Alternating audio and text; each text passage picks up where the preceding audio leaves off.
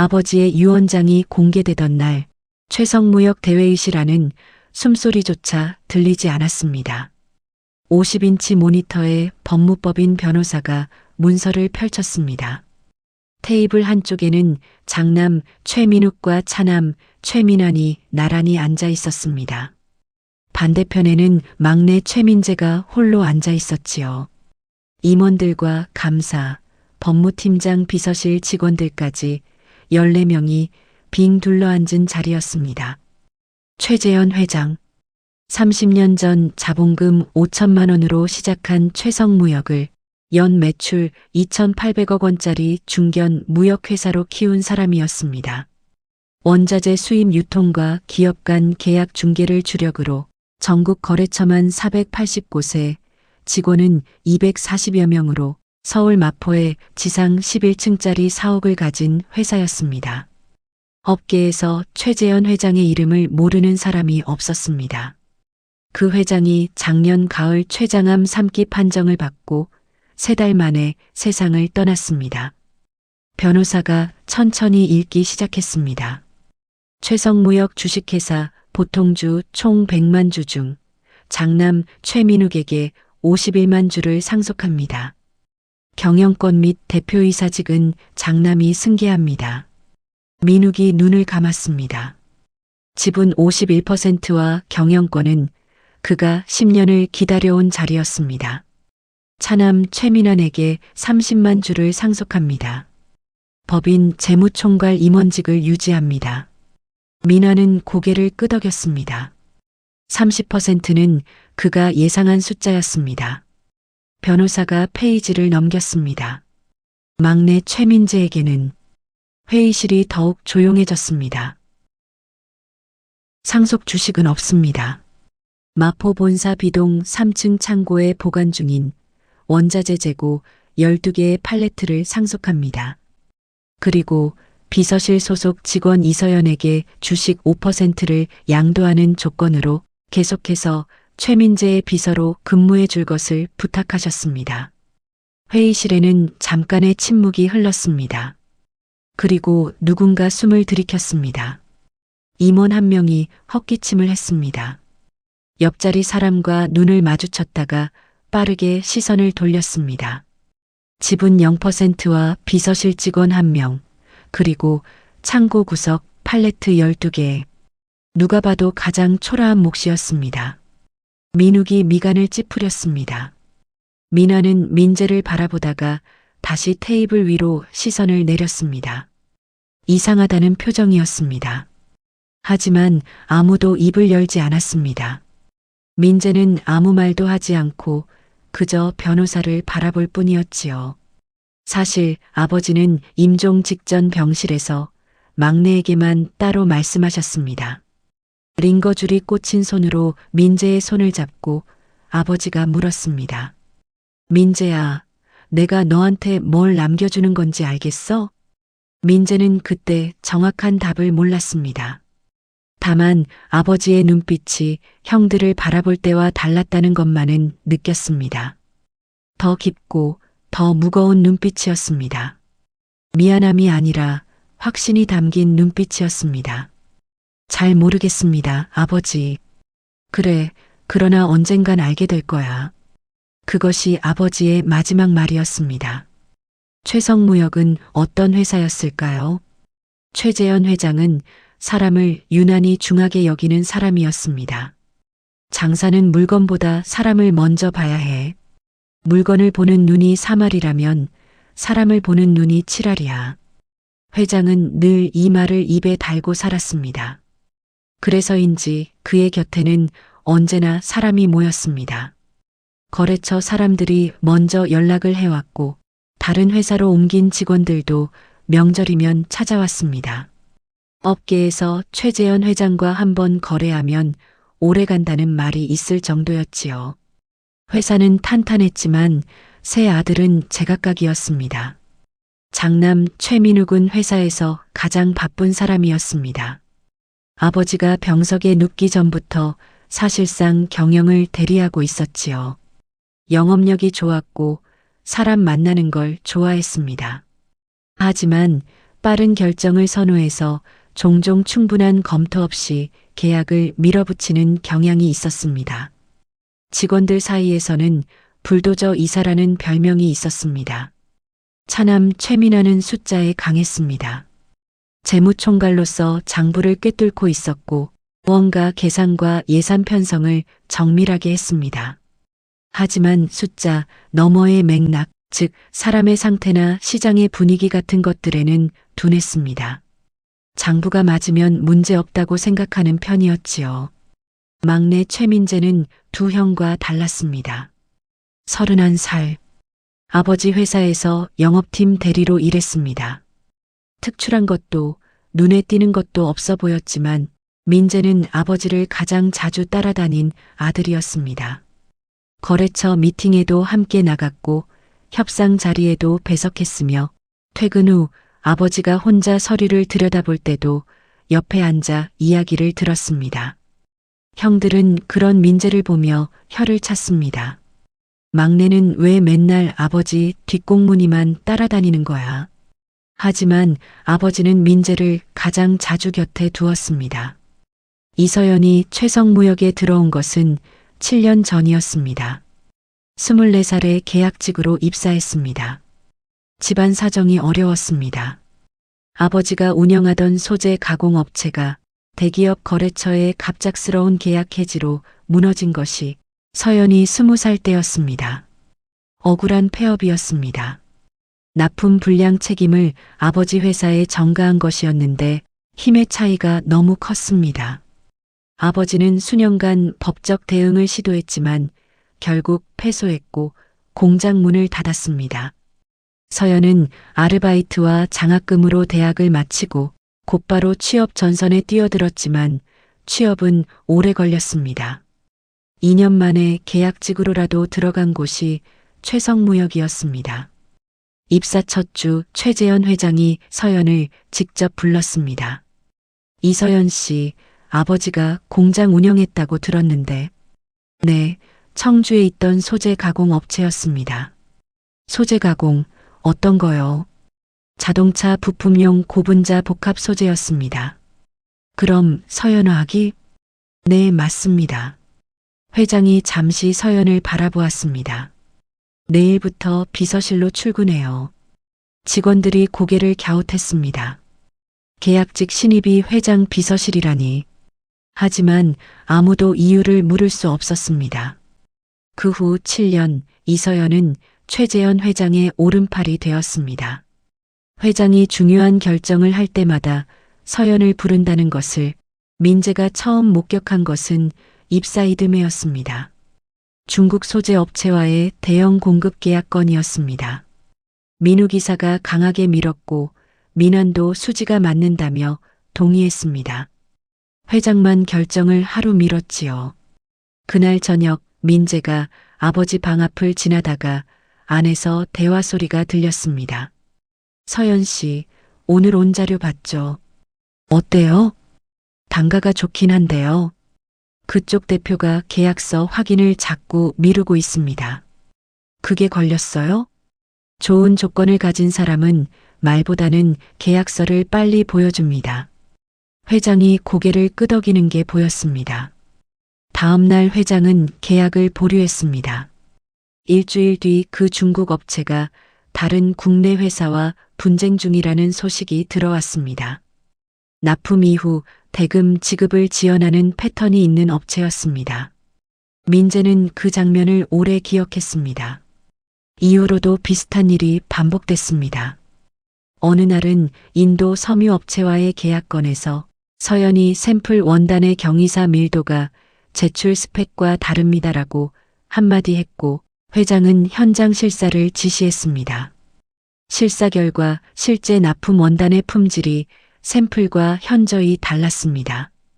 또 어느 날은 동남아 유통사와의 파트너십 계약을 앞두고 서연이 그 대표가 지난달에 인력을 20% 줄였습니다라고 했습니다. 회장이 어떻게 아느냐고 묻자 서연은 그 회사 전직 직원에게 우연히 들었다고 했습니다. 회장은 계약을 1년 유예했습니다. 그 업체는 8개월 뒤 경영난을 공식 발표했습니다. 서연은 말은 짧았지만 한 번도 틀린 적이 없었습니다. 민재는 조금씩 깨달았습니다. 아버지의 성공에는 이서연이라는 기준이 있었습니다. 사람을 보는 눈, 물건을 보는 눈, 그리고 때를 읽는 눈. 그 세 가지가 서연에게 있었습니다. 아버지는 그것을 알아보고 7년 동안 곁에 두었던 것입니다. 유언장 공개가 끝난 뒤 회의실이 파했습니다. 임원들이 하나둘 나가고 법무팀장이 서류를 챙겼습니다. 변호사도 자리를 뜨고 남은 것은 세 형제였습니다. 민욱이 먼저 말했습니다. 민재야, 어떻게 할 거야? 어떻게 하다니요? 회사 지분이 없잖아. 직원 신분으로 계속 있을 수는 없고 정리를 해야 하지 않겠어. 민환도 거들었습니다. 형 말이 맞아. 나도 재무 정리하다 보면 인원 조정이 필요해질 것 같고 미리 얘기하는 게 낫잖아.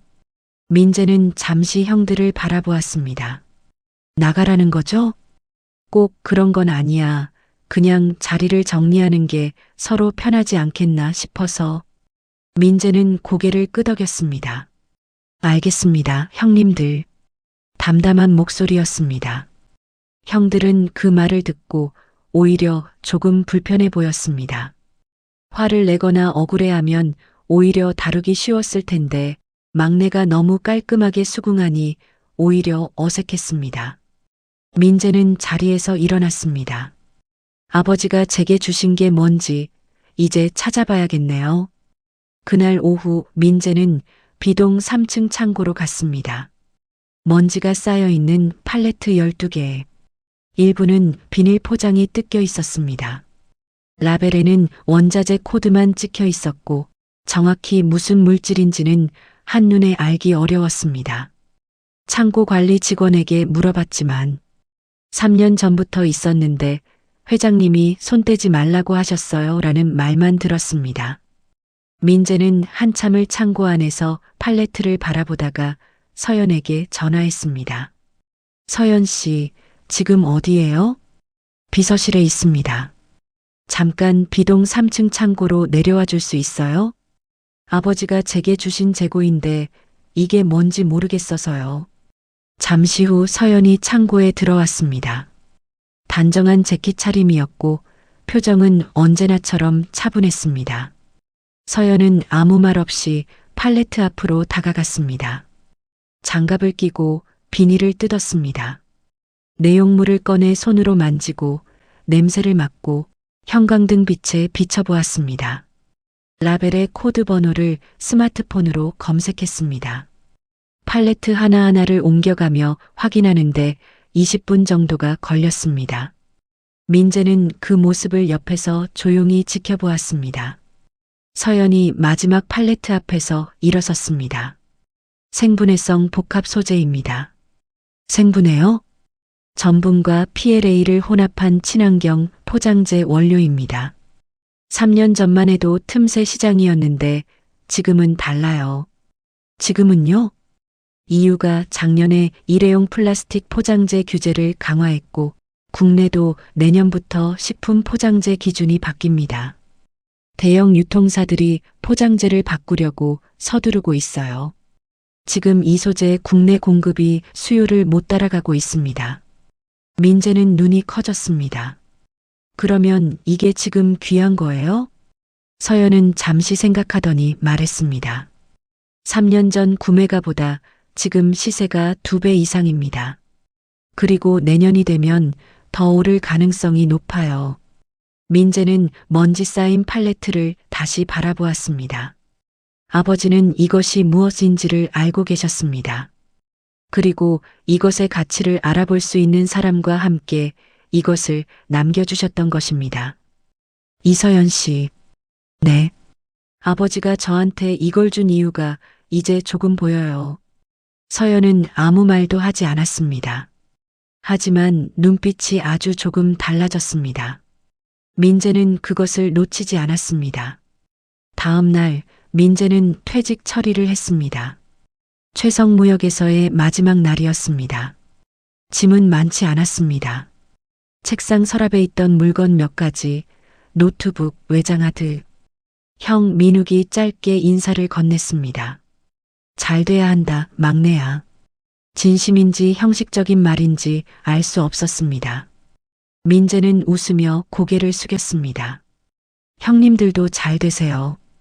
이서연은 비서실 앞에서 기다리고 있었습니다. 본인의 짐이 담긴 박스 하나를 들고 있었습니다. 이서연 씨도 퇴직 처리됐어요? 네. 안 아까워요? 7년 다닌 회사인데. 서연은 잠시 생각하더니 대답했습니다. 회장님 뜻이니까요. 짧은 대답이었습니다. 하지만 민재는 그 말 속에 다른 무언가가 있다는 것을 느꼈습니다. 다만 아직은 묻지 않기로 했습니다. 두 사람은 엘리베이터를 타고 1층으로 내려왔습니다. 로비를 걸어 나오며 민재가 말했습니다. 이제 뭐부터 시작해야 할까요? 서연이 대답했습니다. 사업자 등록부터요. 민재가 웃었지만 서연은 웃지 않았습니다. 하지만 입꼬리가 아주 조금 올라가 있었습니다. 두 사람은 마포구 서교동의 작은 사무실을 얻었습니다. 엘리베이터 없는 4층 건물에 보증금 500에 월세 80만 원. 복도에는 다른 일인 기업 사무실들이 다닥다닥 붙어 있었고 화장실은 공용이었습니다. 냉난방이 제대로 안 됐고 여름에는 덥고 겨울에는 추웠습니다. 창문을 열면 길거리 소음이 그대로 들어왔습니다. 최성무역 11층짜리 사옥에서 내려다보던 한강뷰와는 세상이 달랐습니다. 하지만 민재는 불평하지 않았습니다. 서연 씨, 여기가 우리 사무실이에요. 서연은 사무실을 한 바퀴 둘러보고 고개를 끄덕였습니다. 일하기엔 충분합니다. 그 말이 민재에게는 큰 위안이 되었습니다. 이서연은 첫날부터 바쁘게 움직였습니다. 사업자 등록 서류를 준비했고 팔레트 보관을 위해 인근 물류창고를 알아봤으며 거래 가능한 소재 가공업체 리스트를 만들기 시작했습니다. 민재가 이것저것 거들려 하면 서연이 조용히 막았습니다. 대표님은 거래처 쪽 알아보세요. 여기는 제가 하겠습니다. 민재는 뒷걸음질 쳤습니다. 아직 서연 씨한테 대표님 소리 들을 자격이 있는지 모르겠는데요. 지분 100% 대표잖아요. 지분 100%면 뭐해요? 회사가 팔레트 12개밖에 없는데. 이서연이 고개를 들었습니다. 그 12개로 시작하면 됩니다. 짧고 단호한 말이었습니다. 민재는 그 말에서 무언가를 느꼈습니다. 단순한 위로가 아니었습니다. 그것이 가능하다고 진심으로 믿는 사람의 말투였습니다.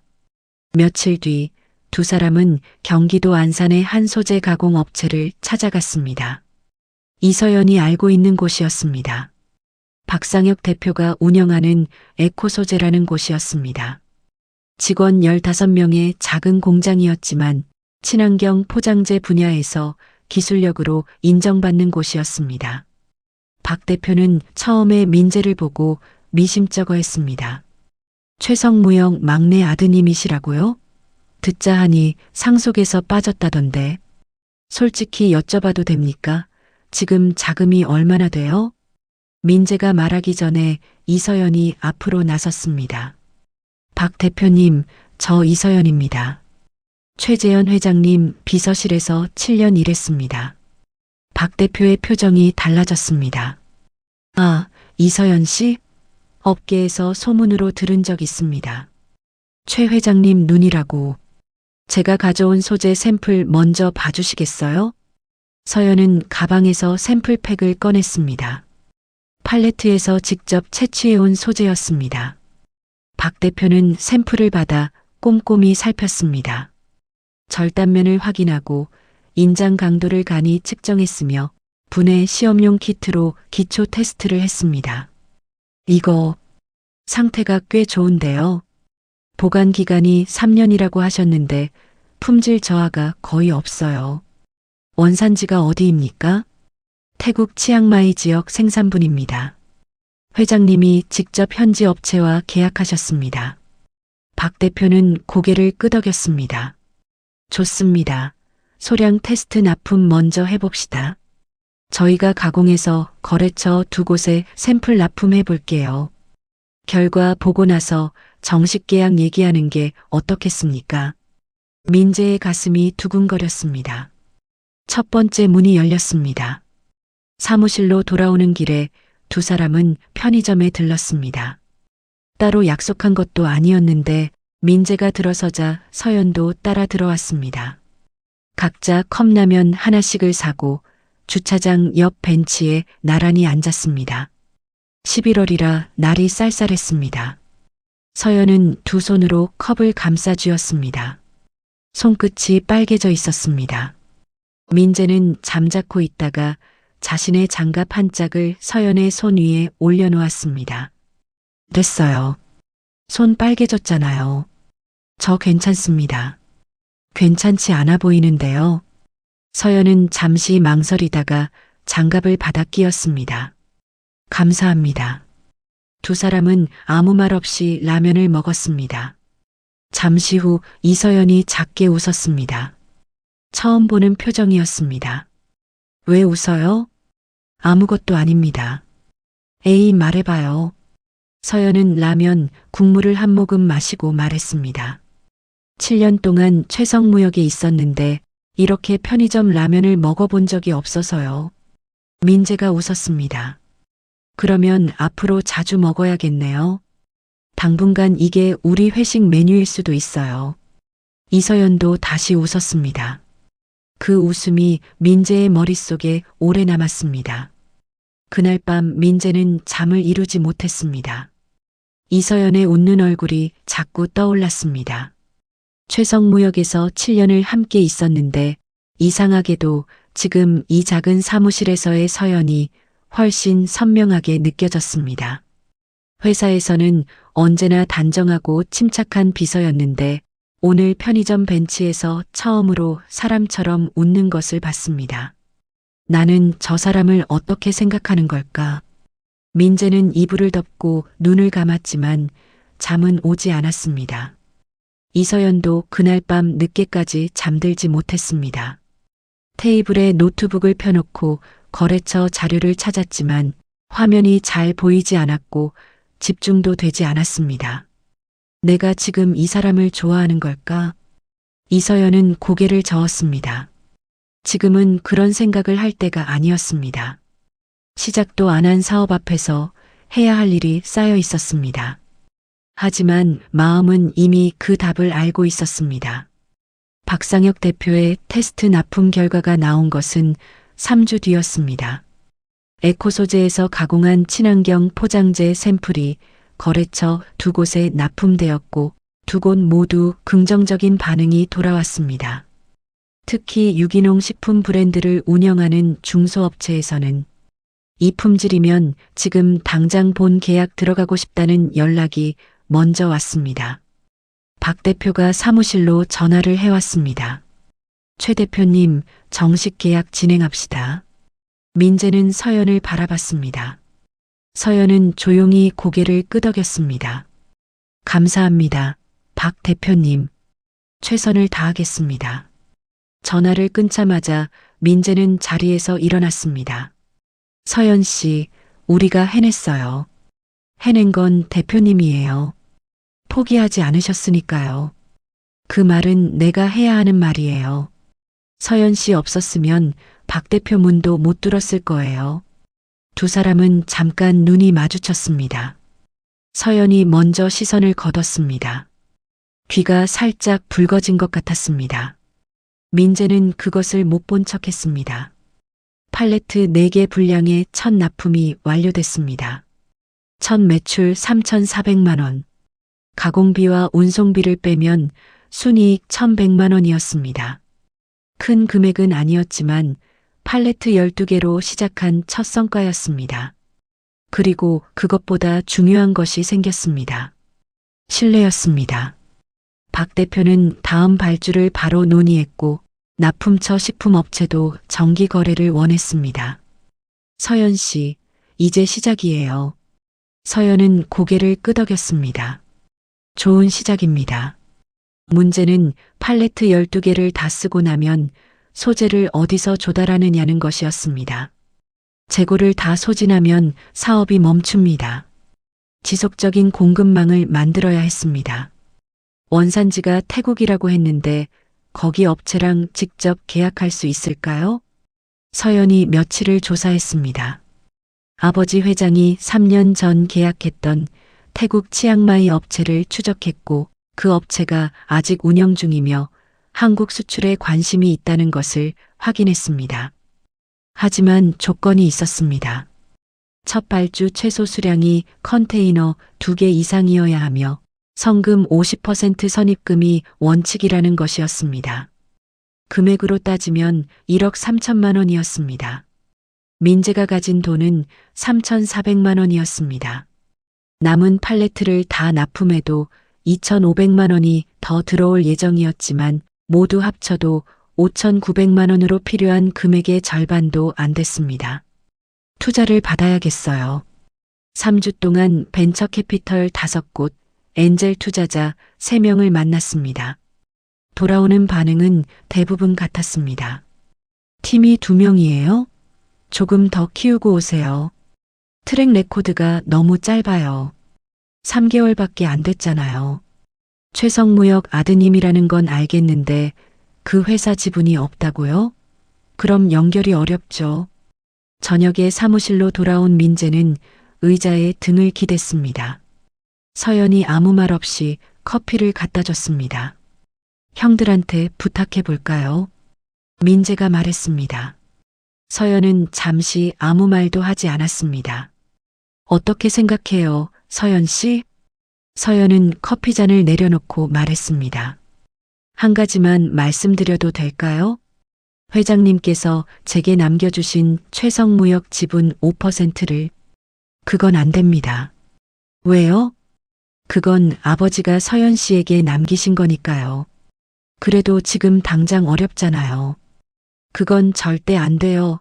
말도 꺼내지 말아요. 형들한테 부탁하려면 미리 알아둘 게 있어요. 그게 뭔가요? 민욱 이사님과 민한 이사님은 숫자에 먼저 반응하는 분들이에요. 형제라서 도와주시는 게 아니라 이익이 있어야 움직이실 거예요. 그걸 먼저 보여줘야 합니다. 민재는 서연의 말을 곱씹었습니다. 정확한 말이었습니다. 그럼 숫자로 설득해야겠네요. 지금까지 납품 데이터 있잖아요. 거기서 시작합시다. 서연은 그날 밤 늦게까지 자료를 만들었습니다. 납품 단가와 마진율, 거래처 성장 가능성, ESG 규제 강화에 따른 시장 확대 전망까지 외부 리포트 자료도 붙였습니다. 민재는 옆에서 자료를 검토하며 질문을 던졌습니다. 이 부분 좀 더 풀어서 설명할 수 있을까요? 형님들이 가장 궁금해할 게 뭘까요? 회수 기간이요. 돈이 언제 돌아오는지. 그럼 그걸 첫 페이지에 넣읍시다. 두 사람은 어깨를 맞대고 노트북 화면을 들여다봤습니다. 밤이 깊어졌습니다. 편의점에서 사온 캔커피가 어느새 2개씩이나 비어 있었습니다. 민재가 문득 말했습니다. 서연 씨는 피곤하지 않아요? 일이 재미있으면 피곤한 줄 모릅니다. 재미있어요? 서연은 잠시 화면을 바라보다가 대답했습니다. 네. 짧은 대답이었지만 그 안에 진심이 담겨 있었습니다. 민재는 그 말이 왜인지 마음에 오래 걸렸습니다. 다음 날 민재는 형들을 찾아갔습니다. 최성무역 대표이사가 된 민욱의 사무실이었습니다. 아버지가 쓰던 방이었는데 민욱이 들어와 책상 위를 새로 꾸며놓았습니다. 둘째 민환도 함께였습니다. 민재는 서연이 정리한 자료를 테이블에 펼쳤습니다. 민욱이 첫 페이지를 훑었습니다. 마진이 꽤 좋은데 이게 지속 가능한 거야? ESG 규제가 내년부터 강화됩니다. 대형 유통사들이 포장재 교체에 적극적으로 나서고 있어요. 수요는 앞으로 3년간 계속 늘어날 겁니다. 민환이 물었습니다. 우리한테 원하는 게 뭔데? 1억 3천만 원입니다. 태국 업체 첫 발주 성금이에요. 6개월 안에 원금 상환하고 이익의 20%를 추가로 드리겠습니다. 형들은 서로 눈빛을 교환했습니다. 이서연 씨도 같이 일해? 네. 서연 씨가 이 사업의 핵심이에요. 민욱이 잠시 생각했습니다. 좋아. 우리가 반씩 내자. 괜찮지? 민환이 고개를 끄덕였습니다. 이익 20%는 보장이지? 약속드립니다. 민재는 안도했습니다. 형들이 수긍해줬습니다. 감사합니다, 형님들. 1억 3천만 원이 입금됐고 태국 업체에 성금을 보냈습니다. 한 달 뒤 컨테이너 2개분 소재가 인천항을 통해 들어왔습니다. 서연이 직접 입고 검수를 했습니다. 팔레트마다 샘플을 채취해 품질을 확인했고 불량으로 판단되는 2팔레트는 반품 처리했습니다. 에코 소재로 가공이 넘어간 것은 품질 기준을 통과한 것만이었습니다. 박 대표가 말했습니다. 이서연 씨, 검수가 까다롭네요.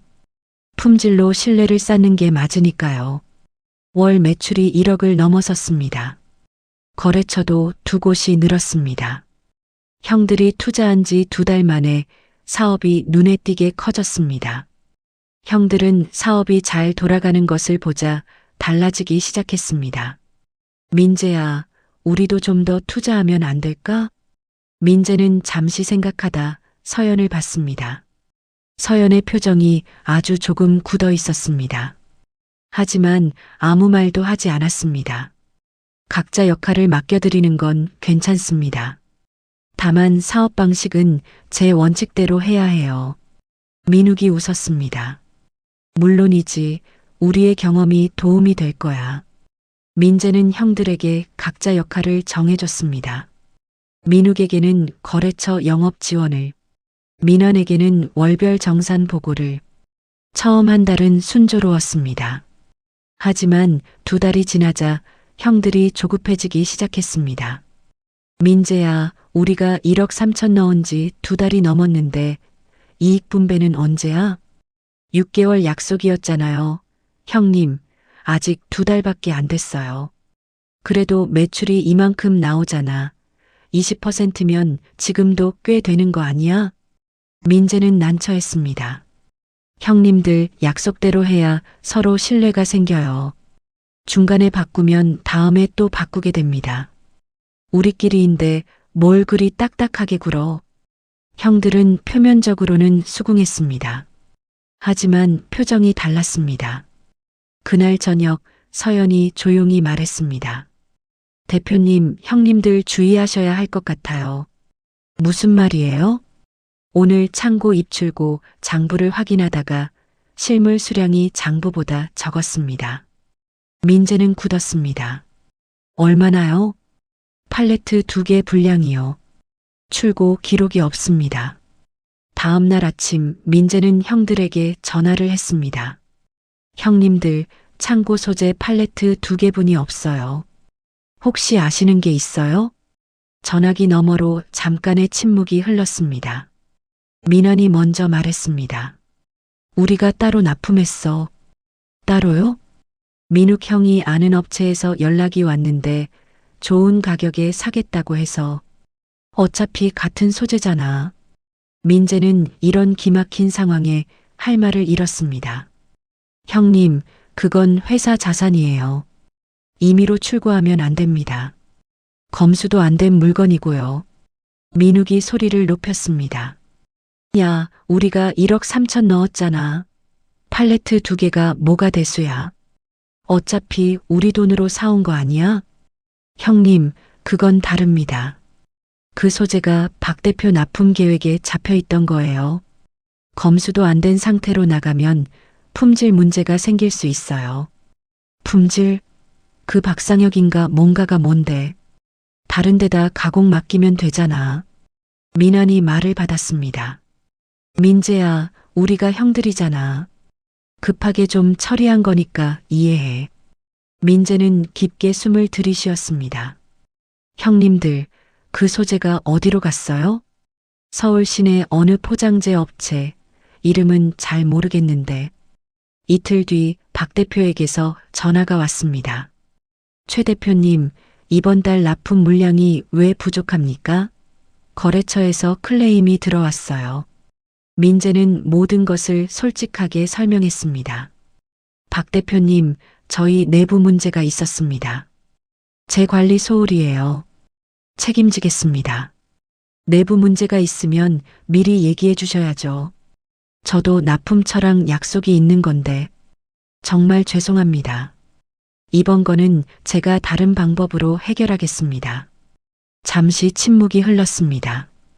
최 대표님, 저도 이서연 씨 믿고 계약한 거거든요. 이런 일이 반복되면 저도 어렵습니다. 전화를 끊고 민재는 의자에 주저앉았습니다.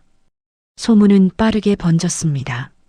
납품 차질이 생긴 거래처에서 연락이 왔고 그중 한 곳은 계약 해지를 통보했습니다. 형들이 빼돌린 팔레트 2개의 소재가 검수 없이 시장에 나갔고 그것이 품질 불균일 문제를 일으켰다는 소식도 들어왔습니다. 그 소재를 받은 포장재 업체가 최민재 대표 업체 소재라는 말을 흘렸고 그게 업계에 퍼진 것이었습니다. 사업을 시작한 지 5달 만에 쌓아온 것이 하루아침에 흔들렸습니다. 그날 저녁 서연이 사무실에 들어왔습니다. 민재는 불도 켜지 않은 채 혼자 앉아 있었습니다. 대표님, 서연 씨 미안해요. 형들이 한 일이 이렇게 커질 줄은 몰랐어요. 대표님 잘못 아니에요. 하지만 제가 형들을 회사로 사람을 믿은 게 잘못은 아닙니다. 확인이 부족했던 거고요. 민재는 어둠 속에서 서연을 바라봤습니다. 신뢰를 다 잃었어요. 박 대표도 거래처도. 서연은 민재의 책상 앞에 앉았습니다. 그리고 또렷한 눈으로 민재를 바라봤습니다. 아직 잃은 게 아닙니다. 잃은 게 아니라니요. 거래처가 떨어져 나가고 있는데 가장 중요한 걸 지켰어요. 가장 중요한 게 뭔데요? 정직함이요. 서연의 목소리가 낮고 단호했습니다. 대표님은 박 대표한테 모든 걸 솔직하게 말했잖아요. 숨기거나 변명하지 않고 그게 쉬운 일이 아니에요. 민재는 한동안 아무 말도 하지 못했습니다. 서연 씨도 제게 실망하셨죠? 서연은 잠시 침묵했습니다. 그리고 천천히 말했습니다. 제가 드릴 말씀이 있어요. 형광등을 켜고 두 사람은 마주 앉았습니다. 서연이 입을 열었습니다. 제 아버지 이야기를 해도 될까요? 물론이죠. 아버지가 청주에서 소재 가공 업체를 운영하셨어요. 제가 고등학생 때까지는 괜찮았는데 제가 20살 때 갑자기 폐업하셨어요. 민재는 조용히 들었습니다. 대기업 거래처가 납품 불량을 문제 삼았어요. 그런데 그 불량이 저희 아버지 쪽 문제가 아니었습니다. 다른 업체 납품분이 섞였는데 아버지한테 책임을 뒤집어 씌운 거예요. 증거도 있었는데 대기업이 법무팀을 동원하니까 아버지가 당해낼 수가 없었어요. 서연의 목소리가 흔들렸습니다. 아버지는 억울함을 풀지 못한 채 공장 문을 닫으셨어요. 그 뒤로 많이 힘드셨고 제가 취업 준비를 하던 중에 돌아가셨습니다. 민재가 조용히 물었습니다. 그래서 최성무역에 들어온 거예요? 아버지가 항상 말씀하셨어요. 좋은 소재는 정직하게 만들어야 한다고. 누군가가 그 소재의 진짜 가치를 알아봐줘야 한다고. 최 회장님이 저를 비서실로 부르셨을 때 회장님이 그런 분이라는 걸 느꼈어요. 서연이 민재를 바라봤습니다. 대표님은 오늘 박 대표한테 모든 걸 솔직하게 털어놨어요. 손해를 보면서도요. 아버지가 그러셨어야 했는데 하지 못하셨던 걸 대표님이 하신 거예요. 민재는 아무 말도 하지 못했습니다. 그리고 천천히 손을 내밀어 서연의 손 위에 얹었습니다. 서연 씨, 나는 처음부터 알고 있었어요. 서연이 눈을 들었습니다. 아버지가 말씀하셨어요. 이서연이라는 직원이 특별하다고. 억울하게 아버지를 잃은 소재 전문가라고. 직접 안 물어본 건 서연 씨가 말하고 싶을 때 말할 거라 생각해서였어요. 서연의 눈에 눈물이 맺혔습니다. 민재가 서연의 손을 잡았습니다. 난 항상 서연 씨를 믿어요. 서연이 눈을 들었습니다. 처음엔 아버지 회사에서 대단한 분이라고 생각했어요. 그 다음엔 이 사람 없으면 나는 아무것도 못하겠다고 생각했고요. 지금은 그냥 당신이랑 함께하고 싶어요. 서연의 눈에서 눈물이 흘렀습니다. 저는 직원이에요. 아니에요. 서연 씨는 처음부터 제 동업자예요. 서연은 한동안 아무 말도 하지 못했습니다. 그리고 아주 작은 목소리로 말했습니다. 저도 대표님 믿어요. 창밖에서 차 소리가 들렸습니다. 서울의 밤은 늘 시끄러웠지만 그 순간만큼은 두 사람에게 조용하게 느껴졌습니다. 다음 날 아침 민재는 새로운 마음으로 일어났습니다. 형들에게 먼저 연락했습니다. 형님들, 공식적으로 관계를 정리해야 할 것 같아요. 민욱이 언성을 높였습니다. 뭐, 우리가 돈을 넣었는데 약속한 6개월 상환은 반드시 지킵니다. 하지만 사업 운영에서는 빠져주셔야 해요. 형님들 방식이랑 제 방식이 다릅니다. 그게 무슨 소리야, 우리가 형인데. 형님들이기 때문에 솔직하게 말씀드리는 거예요. 이대로 가면 사업도 망하고 형제 관계도 망해요. 전화기 너머로 침묵이 흘렀습니다. 그리고 민욱이 말했습니다. 알겠다, 그렇게 해. 두 사람은 에코 소재를 다시 찾아갔습니다. 박 대표는 민재를 보더니 복잡한 표정을 지었습니다. 최 대표님, 쉽지 않아요. 거래처가 한 곳 떨어졌고 저도 신뢰가 한번 흔들린 거잖아요. 알고 있습니다, 박 대표님.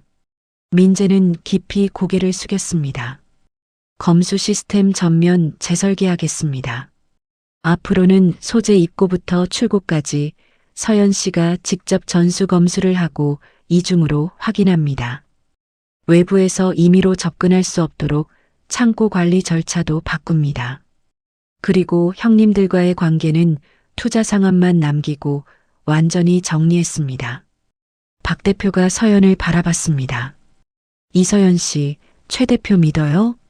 서연은 망설이지 않았습니다. 믿습니다. 박 대표가 잠시 생각했습니다. 그리고 손을 내밀었습니다. 한 번 더 해봅시다. 허나 이번이 마지막이에요. 민재는 그 손을 잡았습니다. 진심을 다해 잡았습니다. 돌아오는 길, 두 사람은 말없이 나란히 걸었습니다. 안산 공단길이었습니다. 해가 지고 있었고 저 멀리 굴뚝에서 연기가 피어올랐습니다. 바람이 불었고 서연의 머리카락이 흩어졌습니다. 민재가 먼저 말했습니다. 서연 씨, 고마워요. 뭐요? 어제 아버지 이야기해줘서요. 서연은 아무 말도 하지 않았습니다. 아버지가 왜 서연 씨를 저랑 묶어주셨는지 이제 다 알 것 같아요. 서연이 고개를 돌렸습니다. 왜 그랬다고 생각하세요? 서연 씨가 저 대신 판단해주는 사람이라서가 아니에요. 같은 방향을 보는 사람이라서예요. 신뢰를 지키는 게 가장 중요하다는 걸 아는 사람. 서연은 다시 앞을 봤습니다. 바람이 한 번 더 불었습니다. 저도 대표님이랑 같은 방향이에요. 아주 작은 목소리였습니다. 하지만 민재에게는 크게 들렸습니다. 모든 것이 흔들린 뒤 두 사람은 처음부터 다시 시작했습니다. 가장 먼저 바꾼 것은 검수 시스템이었습니다. 소재가 태국 업체에서 컨테이너로 들어올 때 인천항 보세창고에서 서연이 직접 입고 검수를 했습니다. 팔레트마다 샘플을 채취하고 함수율 밀도분의 특성을 기초 측정했습니다. 기준 미달이면 해당 팔레트 전체를 반품 처리했습니다. 에코 소재로 출고될 때도 마찬가지였습니다. 서연이 직접 확인한 것만 나갔습니다. 출고 기록은 민재와 서연 두 사람이 각각 서명해야 유효했습니다. 창고에는 외부인 출입 통제 시스템을 새로 달았습니다. 투자자든 거래처든 사전 허락 없이는 들어올 수 없었습니다. 형들과의 정리는 깔끔하게 했습니다. 6개월 약속을 정확히 지켰습니다. 투자 원금 1억 3천만 원에 이익 20%를 더해 형들에게 각각 돌려드렸습니다. 형들은 처음엔 말이 없었습니다. 그러다 민환이 말했습니다. 민재야, 이게 정확한 금액이야? 네, 약속한 대로요. 고맙다.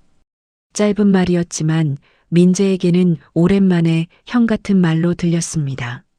신뢰는 한 번에 돌아오지 않았습니다. 박 대표는 처음 한 달을 지켜봤습니다. 납품이 제때 나가는지, 품질이 일정한지, 문제가 생기면 어떻게 처리하는지를요. 민재는 작은 것도 숨기지 않았습니다.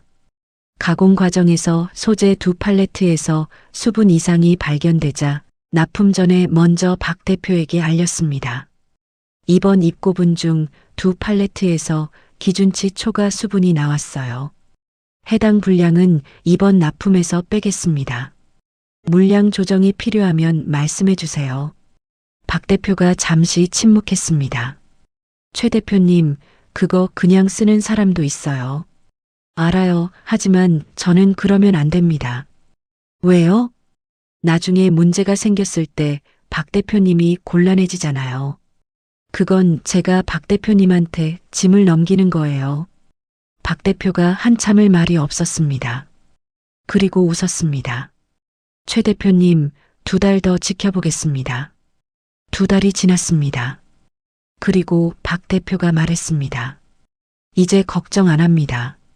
거래처가 다시 돌아오기 시작한 것은 석 달 뒤였습니다. 한번 계약을 해지했던 유기농 식품업체에서 먼저 연락이 왔습니다. 최 대표님, 지난번에 납품 문제 있었을 때 솔직하게 설명하셨던 게 기억이 남아요. 다시 한번 같이 하면 좋을 듯 합니다. 민재는 전화를 끊고 한동안 말을 하지 못했습니다. 서연이 옆에서 자료를 정리하다가 고개를 들었습니다. 무슨 문제 있어요? 거래처에서 다시 거래하자고 연락 왔어요. 서연이 잠시 민재를 바라보다가 고개를 숙였습니다. 그럴 줄 알았습니다. 그럴 줄 알았다니요? 대표님이 그때 솔직하게 말씀하셨으니까요. 사람들은 그걸 잊지 않습니다. 민재는 그 말을 들으며 아버지가 떠올랐습니다. 장사는 물건보다 사람을 먼저 봐야 해. 물건을 보는 눈이 3알이라면 사람을 보는 눈이 7알이야. 이제는 그 말의 뜻이 뼛속까지 느껴졌습니다. 그 무렵 형들에게도 변화가 생겼습니다. 민욱은 최성무역 대표로서 적극적으로 영업을 뛰었지만 아버지 때와 달리 실적이 좋지 않았습니다. 빠른 결정을 선호하는 민욱의 스타일이 충분한 검토 없이 계약을 밀어붙이는 방향으로 작용했습니다. 2건의 납품 계약에서 조건 불이행이 발생했고 거래처 2곳이 신뢰를 거뒀습니다. 민환은 장부는 잘 맞췄지만 숫자 너머의 맥락을 읽지 못했습니다. 새로 들어온 원자재 공급 업체가 서류상으로는 깔끔했는데 실제로는 제품을 다른 업체에서 소싱해 와서 마진을 얹어 파는 중간상이었습니다. 장부로는 보이지 않는 구조였습니다. 단가 경쟁력이 없는 채로 계약이 유지됐고 결국 해당 계약을 재조정해야 했습니다. 어느 날 민욱이 민재에게 전화를 했습니다. 민재야, 잠깐 볼 수 있어? 만난 것은 회사 근처 카페였습니다. 민욱이 혼자 왔습니다. 요즘 어때? 조금씩 다시 궤도에 오르고 있어요. 서연 씨가 많이 도움이 되지? 서연 씨 없으면 못해요. 민욱이 커피를 마시며 한동안 말이 없었습니다. 그리고 말했습니다. 민재야, 형이 잘못했다. 민재는 아무 말도 하지 않았습니다. 그때 팔레트 빼돌린 것. 그게 잘못인 줄은 알았는데 그 순간에는 그게 별일 아닌 것처럼 스스로를 설득한 것 같아. 돈이 급해서 내게 많은 실수를 해버렸다. 민재는 커피잔을 내려놓았습니다. 형님, 저는 괜찮아요. 크게 마음에 두지 마세요. 그런 것들이 저를 힘들게 한 게 아니에요. 그럼 뭐가 힘들었어? 박 대표가 서연 씨 믿고 계약한 거라고 했을 때요. 형님들 때문에 서연 씨 신뢰가 흔들린 거잖아요. 그게 서연 씨한테 가장 미안했어요. 민욱이 고개를 숙였습니다. 미안하다. 이번에는 진심이 담겼습니다. 형들의 변화는 조용했지만 분명했습니다. 민욱은 이후로 계약 전에 반드시 상대방 업체의 재무 상태와 실제 납품 이력을 외부 기관에 의뢰해 확인하는 절차를 만들었습니다. 속도보다 정확성을 택한 것이었습니다. 처음엔 직원들이 불편해했지만 2건의 불이행 사고를 겪고 나서는 모두 수긍했습니다. 민화는 장부 너머를 보는 연습을 시작했습니다. 현장 방문을 늘렸고 공급업체 대표와 직접 만나는 횟수를 늘렸습니다. 아직 서연처럼 사람을 읽는 눈을 가진 건 아니었지만 적어도 숫자만 믿지 않겠다는 자세가 생겼습니다. 어느 날 민환이 민재에게 말했습니다.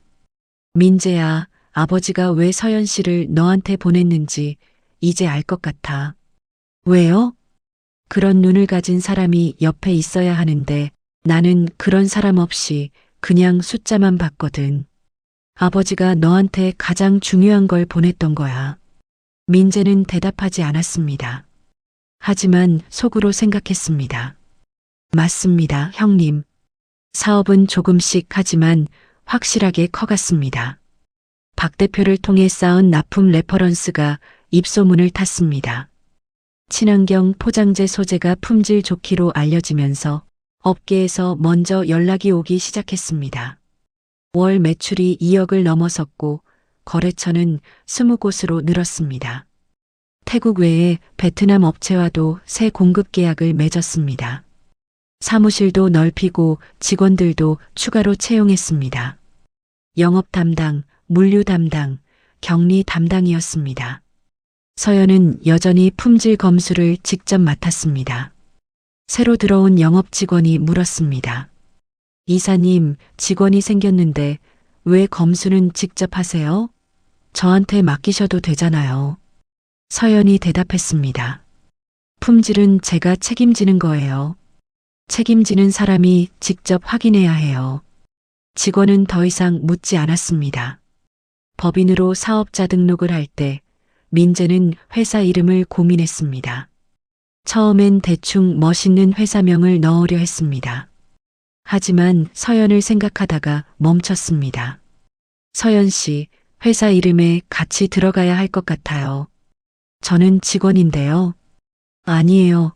법인의 등기이사로 올라갈 겁니다.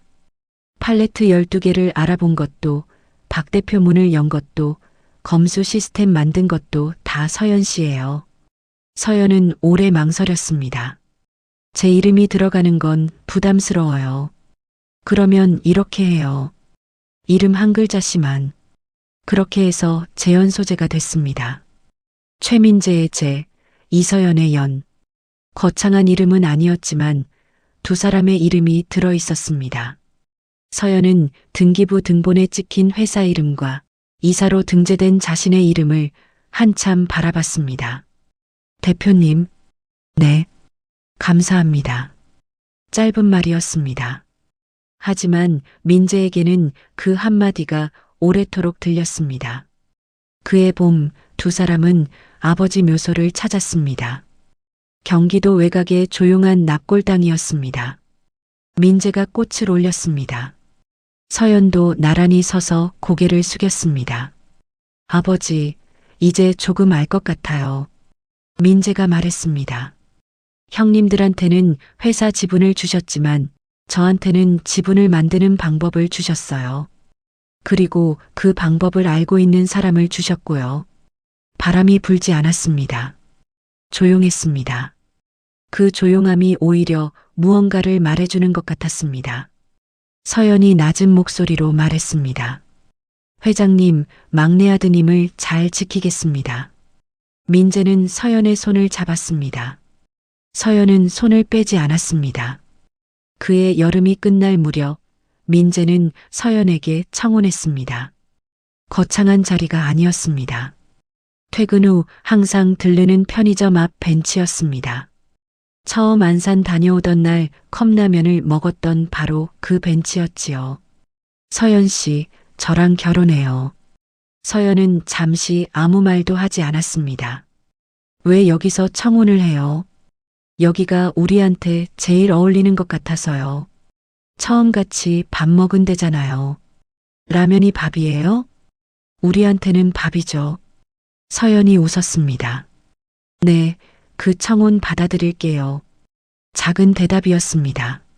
하지만 그 한마디가 민재에게는 세상에서 가장 큰 대답이었습니다. 결혼식은 조촐했습니다. 박 대표와 거래처 사람들이 왔습니다. 형과 가족들, 그리고 회사 직원들이 왔습니다. 민욱이 민재의 어깨를 두드렸습니다. 막내야, 내가 우리 형제 중 제일 멋있다. 형님도 잘 되셨잖아요. 아니야, 나는 그냥 유지하는 거고, 너는 뭔가를 만들고 있잖아. 민재는 처음으로 형의 말에서 진심 어린 부러움을 느꼈습니다. 비아냥이 아닌 진짜 부러움이었습니다. 민환이 서연에게 다가가 고개를 숙였습니다. 서연 씨, 제가 예전에 죄송했어요. 그리고 고마워요. 아닙니다, 이사님. 이제 가족이니깐 그냥 삼촌이라고 해요. 아직 총각이니깐. 서연이 잠시 민환을 바라보다가 웃으며 고개를 끄덕였습니다. 감사합니다. 결혼 후에도 두 사람의 일상은 크게 달라지지 않았습니다. 아침에 함께 출근했고 저녁에 함께 퇴근했습니다. 밤에는 여전히 테이블 앞에 나란히 앉아 장부를 검토했습니다. 달라진 것이 있다면 이제는 서로를 의식하는 어색함이 없다는 것이었습니다. 그냥 자연스러웠습니다. 어느 밤 장부를 마무리하고 민재가 말했습니다. 서연 씨, 응, 내가 아버지한테 가장 감사한 게 있어. 그게 뭔데? 당신을 내게 보내주신 거. 서연이 노트북 화면에서 눈을 들었습니다. 그리고 웃었습니다. 그 웃음이 좁은 사무실 안을 환하게 만들었습니다. 3년이 지났습니다. 재현 소재는 국내 친환경 포장재 소재 유통 분야에서 중견급 업체가 되어 있었습니다. 직원은 22명, 거래처 68곳, 연 매출 115억 원. 팔레트 12개로 시작한 사업이었습니다. 업계 사람들은 말했습니다. 재현 소재 왜 잘 되는지 알아요? 품질 약속을 한 번도 어긴 적이 없대요. 문제가 생기면 먼저 솔직하게 알리고요. 거기 대표가 최성무영 막내 아들이래요. 상속에서 지분을 하나도 못 받았다던데. 아니, 제일 많이 받은 거 아닌가요? 이서연 이사 있잖아요. 어느 가을 저녁이었습니다. 두 사람은 사무실 창가에 나란히 서 있었습니다. 서울의 노을이 유리창 너머로 물들었습니다. 민재 씨, 응, 우리가 여기까지 왔네. 그러게. 팔레트 12개랑 나 한 명으로 시작했는데. 민재가 웃었습니다. 맞아, 그게 아버지가 준 거 전부였는데. 서연이 고개를 민재 쪽으로 기울였습니다. 그게 세상에서 제일 귀한 거였지? 응, 맞아. 당신보다 귀한 건 세상에 없어. 민재는 서연의 손을 잡았습니다. 창밖으로 노을이 지고 있었습니다. 생분해 소재는 포장재가 됐습니다. 포장재는 제품을 감쌌고 제품은 사람에게 닿았습니다. 팔레트 12개로 시작한 회사는 22명이 일하는 곳이 됐습니다.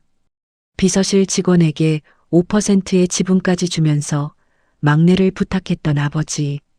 가장 큰 재산은 4억도, 지분도, 거래처 계약권도 아니었습니다. 믿을 수 있는 사람, 같은 방향을 보는 사람, 함께 걸어갈 수 있는 사람이었습니다. 최 씨 집안 막내 민재의 이야기는 그렇게 끝나지 않았습니다. 지금도 아침마다 두 사람은 나란히 출근합니다. 오늘 어떤 거래처를 만날지 이야기합니다. 그것이 이 이야기의 끝이자 또 다른 시작이었습니다. 영상이 마음에 드셨다면 좋아요와 구독 부탁드립니다. 더 좋은 영상으로 찾아뵙겠습니다.